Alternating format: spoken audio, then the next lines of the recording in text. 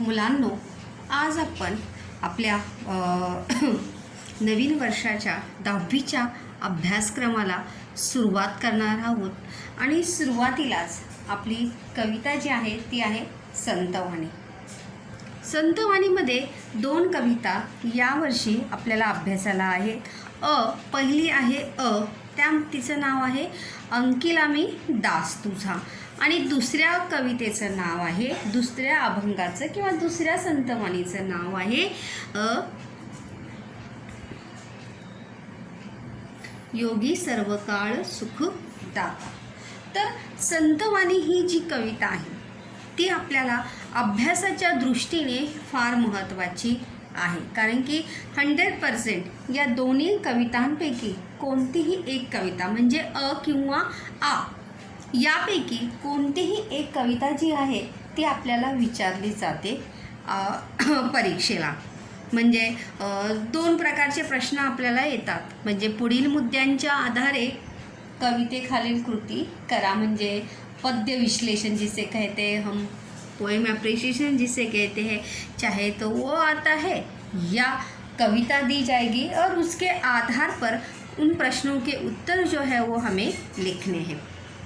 तो 8 मार्कांसाठी ही कविता जी आहे संतवाणी ही आपल्याला फार महत्त्वाची आहे, कारण की ही कविता जी आहे नक्कीच आपल्याला परीक्षेमध्ये 101% आपल्याला ती येत असते. तर आज आपण मुलांनो पहिली कविता संतवाणीची ही कविता पाहणार आहोत, अभंग पाहणार आहोत. संतवाणीतला संत नामदेव यांचा अभंग पाहणार आहोत आणि त्या अभंगाचं नाव आहे अंकिला मी दास तुझा.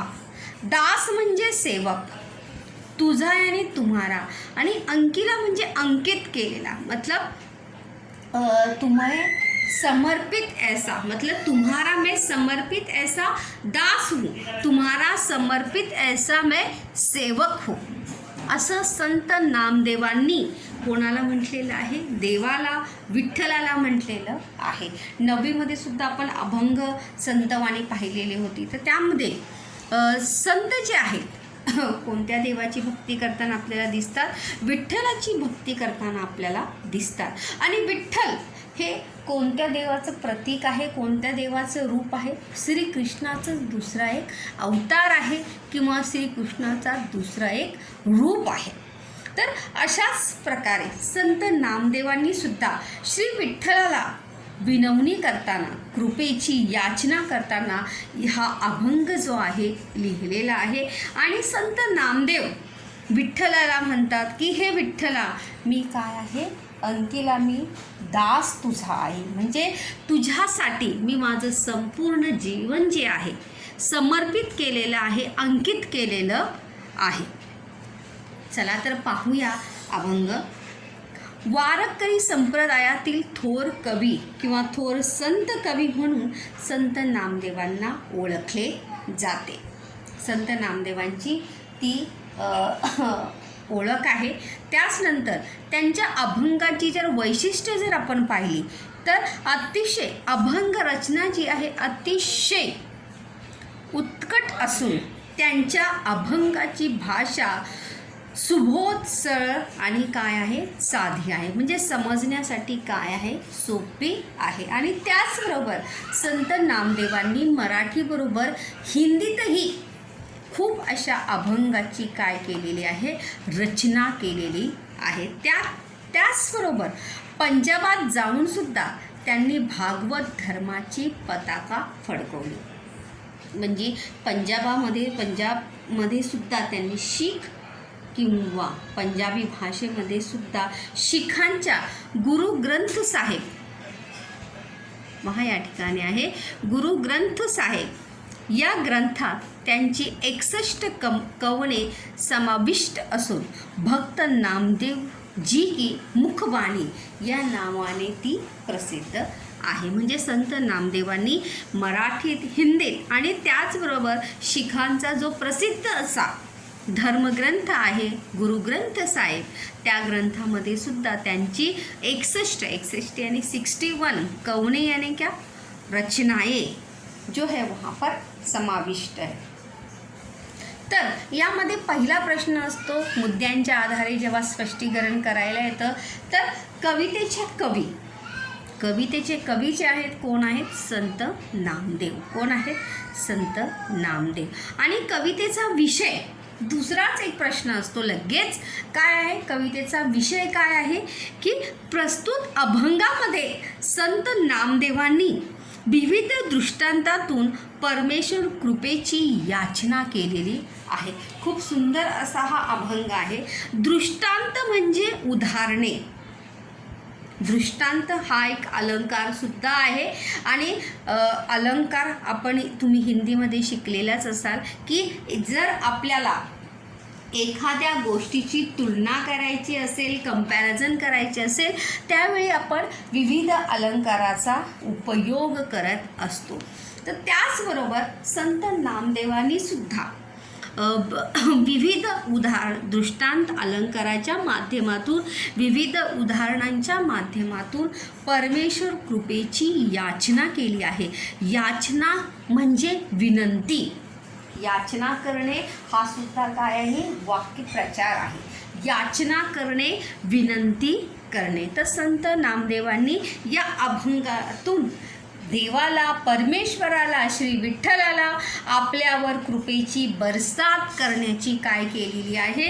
विनंती केलेली आहे, याचना केलेली आहे.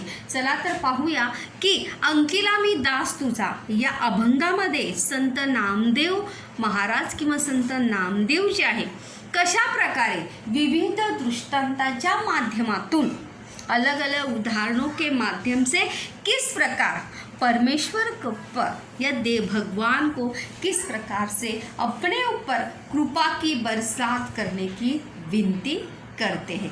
चला तर पाहूया अभंगच. सगळ्यात आधी अभंगाचं वाचन करूया. अग्नी माझे पडे बाळू, अग्नी माझे पडे बाळू, माता धावे कनवाळू. अग्नी माझे पडे बाळू, माता धावे कनवाळू. तैसा धावे माझी या काजा, तैसा धावे माझी या काजा, अंकिला मी दास तुझा. तैसा धावे माझी या काजा, अंकिला मी दास तुझा. सवेची झेपावे पक्षिणी, सवेची झेपावे पक्षिणी, पिली पडिताची धरिणी. सवेची झेपावे पक्षिणी, पिली पडिताची धरिणी.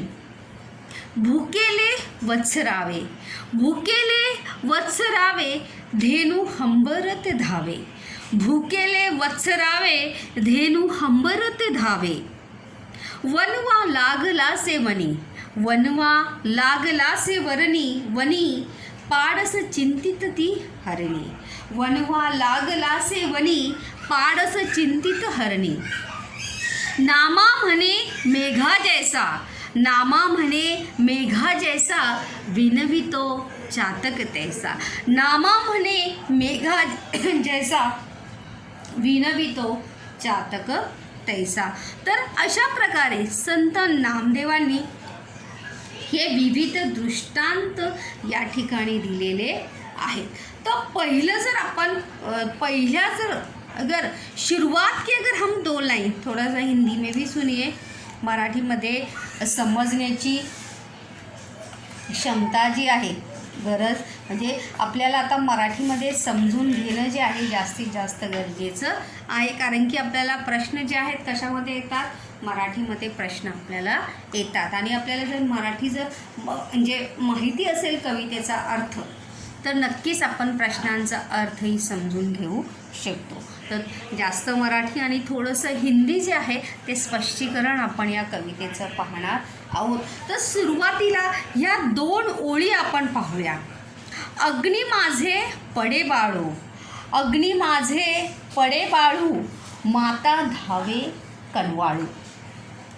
तर श्री विठ्ठलाला, देवाला, श्री विठ्ठलाला म्हणजेच देवाला संत नामदेवांनी काय म्हटलेलं आहे? माता म्हटलेलं आहे. आणि स्वतःला काय म्हणत आहे? बाळ समजत आहे, स्वतःला छोटंसं लहान बाळ समजत आहे. जिस प्रकार से जेव्हा अग्नि में बाल पड़ता, अग्नि में ही बाल छोटा सा बच्चा गिरता है क्या? नहीं, अपना बच्चा जब भी किसी मुसीबत में होता है तो उसकी मदत के लिए माता जो है, आई जी आहे ती काय येत असते? धावत येत असते. कशाचीही चिंता न करता, कशाचीही फिकीर न करता आई जी आहे आपल्या मुलाची काळजी घेण्यासाठी, त्याची मदत करण्यासाठी काय होत असते? धावून येत असते. त्यामुळे संत नामदेव म्हणतात की हे विठ्ठला, हे देवा, की तू ज्याप्रमाणे आई आपल्या मुलाच्या मदतीसाठी सदैव तत्पर असते, त्याचप्रमाणे तू सुद्धा विठ्ठल रूपी मातेने, आपल्या बाळाच्या मायेने माझा सांभाळ करावा, असे संत नामदेव जे आहे ते विठ्ठलाला सांगतात. अग्नी माझे पडे बाळू, बाळू म्हणजे काय? लहान बाळ. धावे म्हणजे धावून जाणे, धावे म्हणजे काय? धावून जाणे. अग्नि माझी, अग्नि माझी, अग्नि माझी म्हणजे अग्निमध्ये. अभी यहाँ पे अग्निमध्ये मतलब आग में ही क्या? नहीं, हर मुसीबत के समय माता जो है अपने बालक की सुरक्षा के लिए, अपनी बालक की, अपने बच्चे की सुरक्षा के लिए दौड़कर उसकी मदद के लिए वो आती है. कनवाळू म्हणजे दयाळू. आणि आईचा समानार्थी शब्द काय आहे इथे? माता. काय आहे? माता. आणि अग्नीचा दुसरा समानार्थी शब्द काय आहे? आग. कोणता समानार्थी शब्द आहे? आग. तर त्यामुळे पहिल्या दृष्टांतामध्ये कोण आहे? आई आणि माता आणि बाळ, किंवा मुलगा, लहान मूल आणि आईचा दृष्टांत जो आहे पहिला संत नामदेवांनी दिलेला आहे. माता और बालक का उदाहरण या दृष्टांत जो आहे तो संत नामदेवांनी या ठिकाणी दिलेला आहे. संत नामदेव कहते कि अगर आगीमध्ये, मतलब अगर मुसीबत में अपना बच्चा है तो माँ जो है सब कुछ छोड़कर, दौड़कर अपनी बच्चे की मदद के लिए दौड़कर आती है. तैसा धावे माझी या काझा, अंकिला मी दास तुझा. तैसा धावे, तैसा म्हणजे त्याप्रमाणे.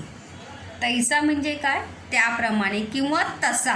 धावे म्हणजे धावू नये. माझिया काजा, काजा म्हणजे काम, कार्य. तर तशा प्रकारे तू माझ्या मदतीसाठी किंवा त्याप्रमाणे हे देवा माझे हे कार्य पूर्ण करण्यासाठी तू धावत ये.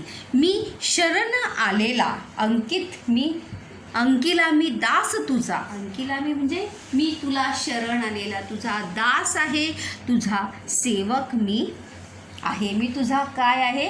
परमभक्त आहे. श्री विठ्ठल भगवानला विनंती करताना संत नामदेव म्हणतात की तैसा धावे माझी या काजा, अंकिला मी दास तुझा.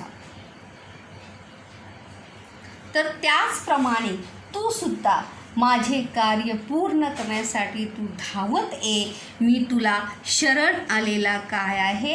दास आहे. तुझ्या चरणी लीन झालेला मी काय आहे? एक परम भक्त आहे. असं कोण कोणाला म्हणतं? संत नामदेव जे आहेत ते विठ्ठलाला विनंती करताना म्हणतात.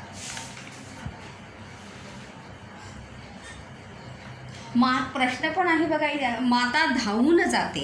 पुढील कृती केव्हा घडतात? माता धावून जाते. केव्हा माता धावून जाते?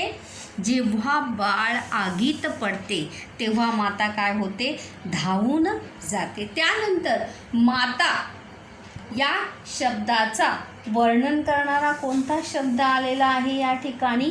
कनवाळू. माता कशी आहे? कनवाळू आहे. कशी आहे? कनवाळू आहे. त्यानंतर दुसरा दृष्टांत आपण पाहूया या ठिकाणी. सवेची झेपावे पक्षिणी, पिली पडिताची धरणी.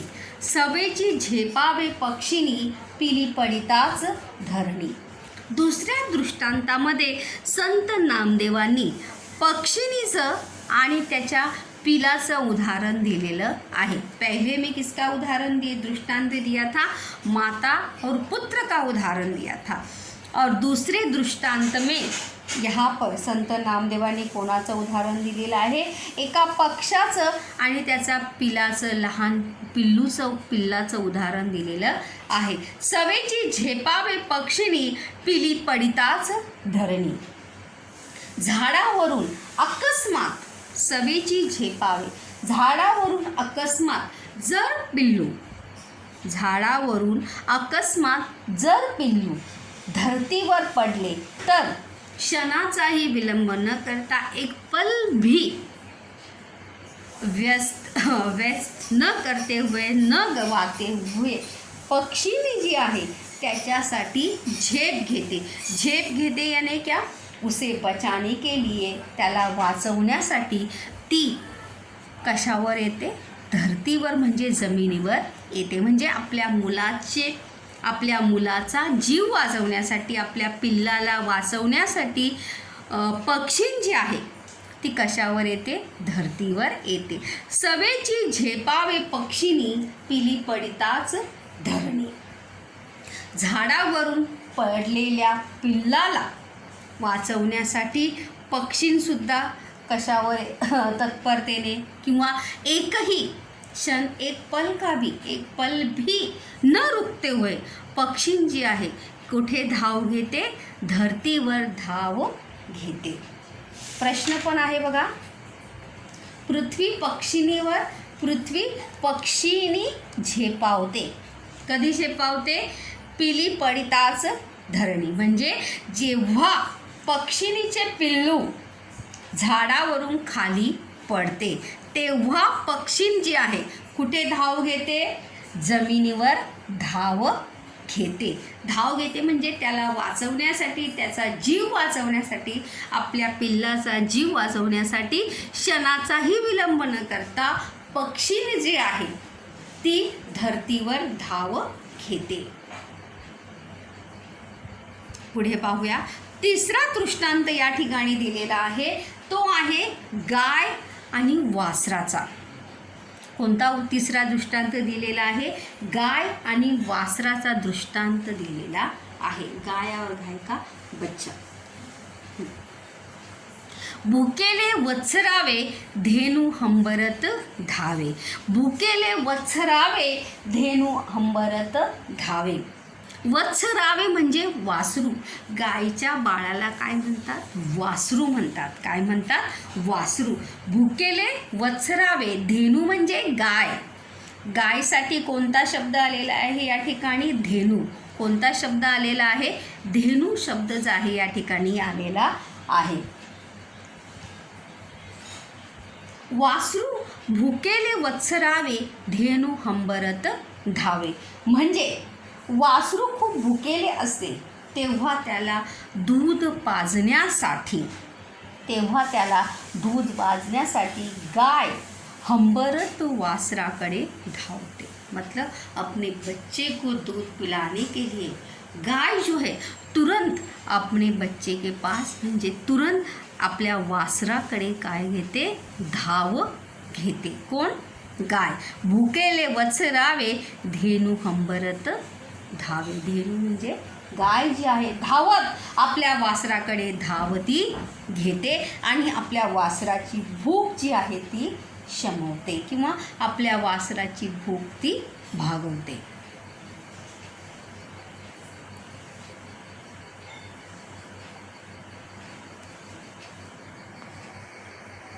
त्यानंतर आपण चौथा दृष्टांत या ठिकाणी संत नामदेवांनी दिलेला आहे, तो आहे पाडस आणि हरणीचं। हरणीचं जे बाळ असतं त्याला काय म्हणतात, पाडस म्हणतात। काय म्हणतात, पाडस म्हणतात। तर पाहूया, वनवा लागलासे वनी, वनवा लागलासे वनी, वनवा म्हणजे आग, वनवा म्हणजे काय, मोठी आग। जंगलामध्ये बघा वनवा लागतो त्याला म्हणतात आग, वनवा लागणे म्हणजे आग लागणे। वनवा लागलासे वनी, वनी म्हणजे जंगल, वनी म्हणजे काय? जंगल. जंगलचा समानार्थी शब्द आहे जंगल किंवा रान. पाडस म्हणजे हरिणीचे पिल्लू. पाडस म्हणजे कोण? हरिणीचे पिल्लू. हरिणीच्या पिल्लाला, बाळाला काय म्हणतात? पाडस असे म्हणतात. चिंतित हरणी. हरणी म्हणजे काय? हरण. हरणी म्हणजे काय? हरण. तर ज्यावेळी रानात वनवा पेटला तर, वनवा लागला से वनी, पाडस चिंतित हरणी. जेव्हा रानात वनवा पेटला तर आपले पाडस त्यात सापडले तर नाही ना, या शंकेने हरणी जी आहे चिंतित होते. यहाँ पर जो है, जर रानामध्ये जर आग लागली, वनवा लागला, त्या वनव्यामध्ये, त्या आगीमध्ये माझं पाडस किंवा माझं बाळ सापडलं तर नाही ना, इस बात से जो है हरणी काय होते? चिंतित होते. तर हरणीसाठी हरणीचं वर्णन करण्यासाठी कोणता शब्द आलेला आहे? चिंतित. कोणता शब्द आलेला आहे? चिंतित. आणि हरणीच्या बाळाला काय म्हणतात? पाडस म्हणतात. त्यानंतर चौथा शेवटचा दृष्टांत, 5वा दृष्टांत या ठिकाणी दिलेला आहे. तो म्हणजे आहे नामा म्हणे मेघा जैसा विनवितो चातक तैसा. नामा म्हणे मेघा जैसा विनवितो चातक तैसा. संत नामदेव म्हणतात, नामा म्हणे देखो अंतिम में जब भी अभंग खत्म होता है तो अंतिम में होता ही है. एका म्हणे, नामा म्हणे, तुका म्हणे, ज्ञाना म्हणे. तर त्याचबरोबर संत नामदेवांचा हा अभंग आहे, तो इसीलिए यहाँ पर क्या आया है? नामा म्हणे मेघा जैसा. मेघ म्हणजे कोण? ढग. मेघ म्हणजे कोण? ढग, बादल. नामा म्हणे मेघा जैसा विनवितो चातक तैसा. संत नामदेव म्हणतात, हे विठ्ठला तू पाण्याने भरलेला ढग आहेस. संत नामदेव ने विठ्ठल को या भगवान को क्या कहा है? बारिश के पानी से भरा बादल कहा है. क्या कहा है? बारिश के पानी से भरा बादल कहा है. क्योंकि जब भी वहाँ पर हम देखते बारिश के बादल अगर आकाश में हमें नज़र आते हैं, तब हम बोलते हैं की आता काय होणार आहे? पाऊस पडणार आहे. तर त्याचप्रमाणे संत नामदेवसुद्धा म्हणतात की हे विठ्ठला तू पाण्याने भरलेला ढग आहेस आणि त्यातला पाण्याचा म्हणजेच त्यातल्या मायेचा पाण्याचा माझ्यावर वर्षाव होऊ दे. जिस तरह से मी पावसाच्या विना जगू न शकणाऱ्या चातकासारखा आहे. जिस प्रकार से चातक पक्षी जो है किसका इंतज़ार करता है? बारिश के पानी का इंतज़ार करता है. ऐसा कहा जाता है कि तो फक्त वो सिर्फ चातक पक्षी जो है सिर्फ किसका पानी पीता है? बारिश का ही पानी वो पीता है. आणि त्यामुळे ज्याप्रमाणे चातक पक्षी कशाची वाट पाहत असतो? पावसाची वाट पाहत असतो, बारिश का इंतज़ार करता है, उसी प्रकार से मैं भी तुम्हारी कृपा दृष्टि मेरे ऊपर हो, इस बात का क्या कर रहा हूँ? इंतज़ार कर रहा हूँ. माझे जीवन तू संभाळ. संत नामदेव जो है विठ्ठल भगवान को कहते हैं. अशी विनवनी संत नामदेव जो है इस अभंग में श्री विठ्ठल से करते हैं. अगर आप यहाँ पर देखेंगे तो हर दृष्टांत में हमें क्या नज़र आता है? माता. प्रत्येक पहले उदाहरण में या पहले दृष्टांत में अगर आप देखेंगे तर पहा माता आणि बाळाचं उदाहरण दिलेलं आहे. कोणाचं उदाहरण दिलेलं आहे? माता आणि बाळाचं उदाहरण या ठिकाणी दिलेलं आहे.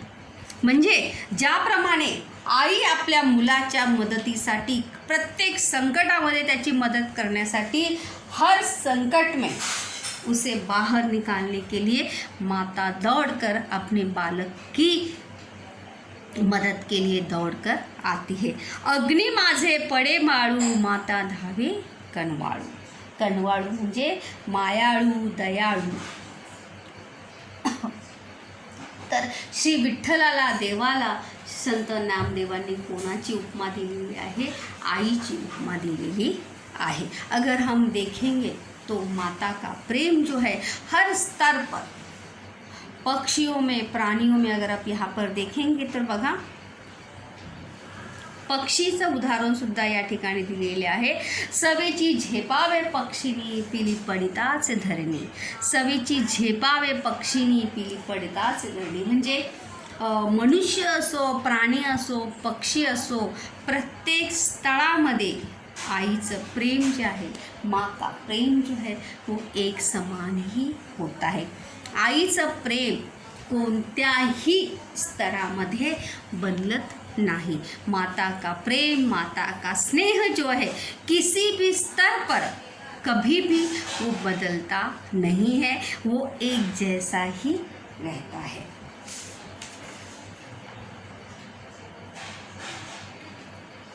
आपण या ठिकाणी प्रश्न पाहणार आहोत की संत नामदेवांनी श्री विठ्ठलाला या रूपात पाहिले।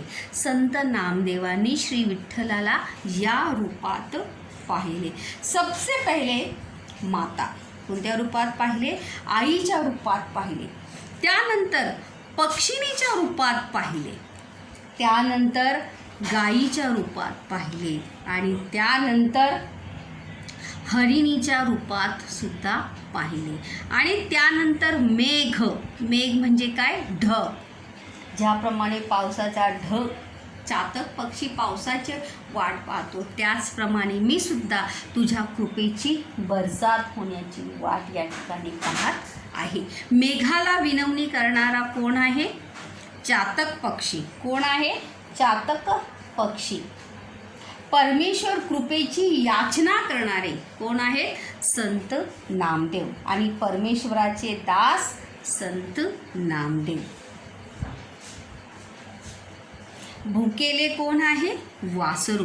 भुकेले कोण आहे? वासरू। वनवा कुठे लागलेला आहे? वनी। कुठे लागलेला आहे? वनी। भक्ताच्या हाकेला धावून जाणारा श्री विठ्ठल। भक्ताच्या हाकेला धावून जाणारा, अपने भक्तों की मदद के लिए दौड़ कर जाने वाला श्री विठ्ठल।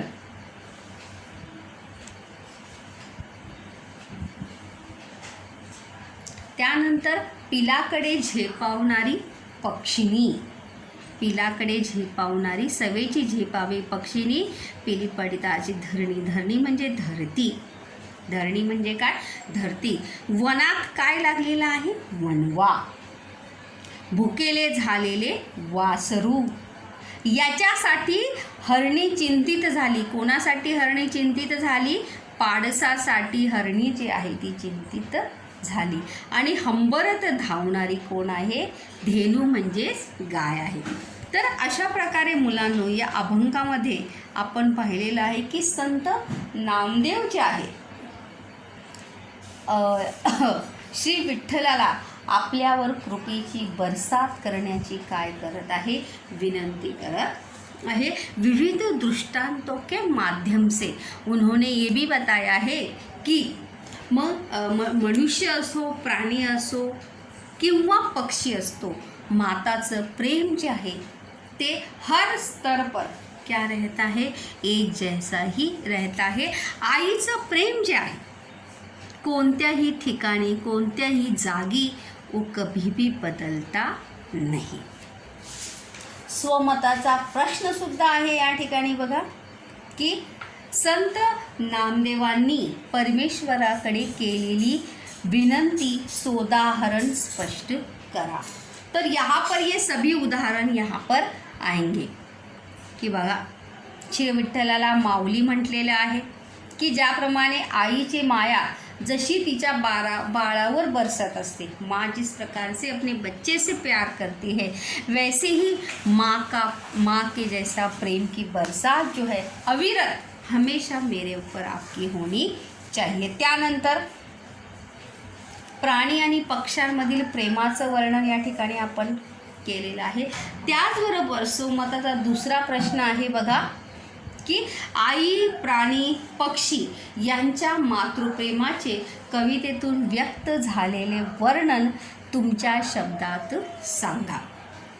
इस कविता के माध्यम से आई, प्राणी, पक्षी इन मातृप्रेमाचं वर्णन जे आहे ते कवितेच्या माध्यमातून कविता में किस प्रकार से वर्णन किया गया है ये स्पष्ट कीजिए। त्यानंतर पक्ष्यांच्या, प्राण्यांच्या आपल्या पिलाशी असलेल्या, त्यानंतर दुसराही प्रश्न आपण स्वमताचा या ठिकाणी घेऊ शकतो की आईचं प्रेम जे आहे प्रत्येक ठिकाणी एकसारखंच असतं। आईचं प्रेम जे आहे कोणत्याही स्तरावर ते कधीही बदलत नाही। म्हणजे आईचं प्रेम प्रत्येक जागी हर जगह एक समान ही होता है कि आईचं प्रेम जे आहे प्रत्येक ठिकाणी एकसारखंच असतं, समान असतं। या विधानाची सत्यता पटवून द्या। अगर आपने देखा होगा यहाँ पर पक्षिणीचं उदाहरण आलेलं आहे, गाईचं उदाहरण आलेलं आहे, हरण आणि पाणसाचं उदाहरण सुद्धा या ठिकाणी आलेलं आहे। तो इस प्रकार से हम यहाँ पर अगर देखेंगे तो अंकिला मी दास तुझा, अंकिला मी दास तुझा म्हणजे तुझ्या सेवेसाठी मी माझं पूर्ण जीवन जे आहे ते काय केलेलं आहे, अंकित केलेलं आहे, समर्पित केलेला असा काय आहे, दास आहे, सेवक आहे। दास म्हणजे नौकर, चाकर, धरणी, धरती, भूमी, धेनू, गाय हे सगळे शब्दांचे अर्थसुद्धा तुम्हाला लक्षात ठेवणे जास्त गरजेचं आहे।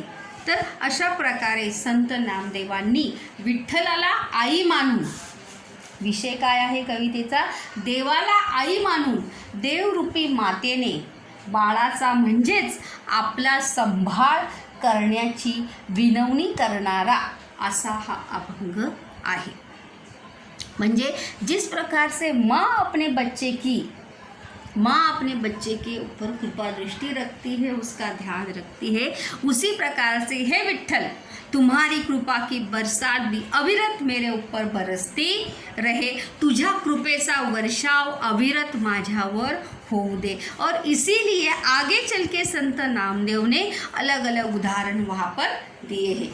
पक्षिणीचं आणि पिलाचं उदाहरण दिलेलं आहे की ज्याप्रमाणे पक्षिणी पिलाला वाचवण्यासाठी धरतीवर धावते, ज्याप्रमाणे आपल्या भुकेल्या वासराला दूध पाजण्यासाठी गाय धावून जाते, ज्याप्रमाणे आपल्या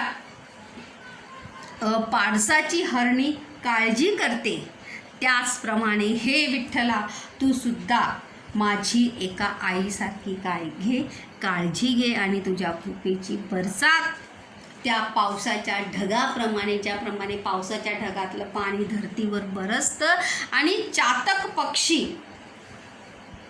चातक नामा म्हणे मेघा जैसा विनवितो चातक तैसा। संत नामदेव म्हणतात की हे विठ्ठला ज्याप्रमाणे पावसाने भरलेल्या ढगाची चातक पक्षी वाट पाहत असतो, उसी प्रकार से मैं भी तुम्हारी कृपा दृष्टि मेरे ऊपर हो, अशी मी तुझी काय करत आहे, वाट पाहत आहे। मुलांनो यामध्ये आलेले सगळे शब्दांचे अर्थ जे आहे ते तुम्ही व्यवस्थित पाठ करणे जास्तीत जास्त गरजेचं आहे, कारण की 2 मार्कांसाठी आपल्याला शब्दांचे अर्थसुद्धा विचारले जातात। दोन्हीकडे शोधण्यासाठी सुद्धा 2 मार्काचे शब्द येतात आणि मुद्द्यांच्या आधारे कविता कृती सोडवा यामध्ये सुद्धा शब्द येत असतात। त्यामुळे सर्व शब्दांचे अर्थ जे आहेत ते व्यवस्थित लिहिणे जास्त गरजेचं आहे।